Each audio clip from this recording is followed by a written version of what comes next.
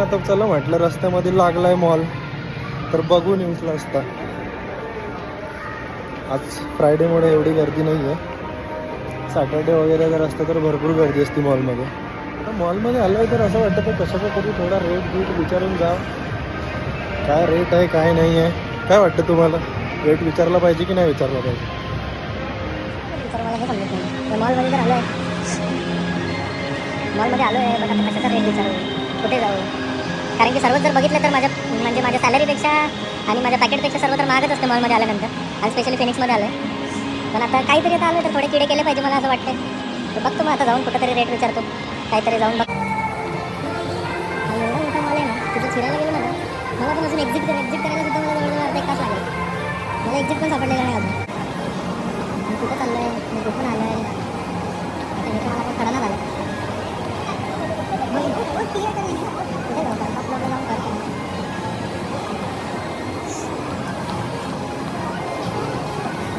असेल bye 2 gate 2.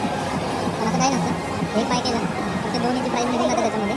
तेव्हा असं भाव ओळखलं का? आहे आता वरती हा जो फ्लोअर आहे हा एकदम टॉप फ्लोअर. त्याच्यामध्ये तर सर्व खाय प्यायला गेलं ना, एखाद्या चायनीजच्या गाडीवर वगैरे सुद्धा गेलं ना तर हार्डली 150-200 रुपयाला विषय एकदम टाईट पोट भरून जाईल. तेच मॉलमध्ये खायला गेलं ना तर जवळजवळ 500-600 रुपये जातील एक रोलसाठी साधा. आणि रोल पण एक केवढा येणार, घरची चपाती खूप मोठी असते त्या. सर्वजण ग्राउंड फ्लोअरला येते फोटो शूट वगैरे करतात.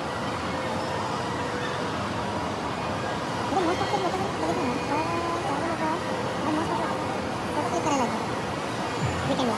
बस फोटोज वगैरे क्लिक करतील, शॉपिंग इथे 30-40% लोक शॉपिंग करायला येतात. मला तरी असं वाटतं.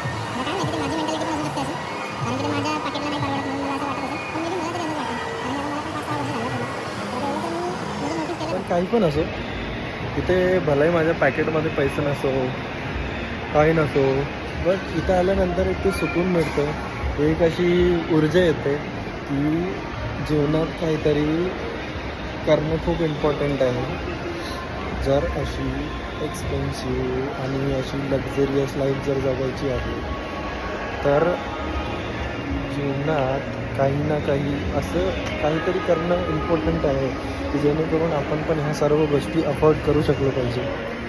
बरोबर, कारण की इथे जर तुम्ही आलात ना मॉलमध्ये, तर मॉलमध्ये ॲक्च्युली आपल्याला कळतं की जी गोष्ट आपल्याला घ्यायची आहे ती गोष्ट आपण नाही घेऊ शकत. म्हणजे कळतं आपल्याला जीवन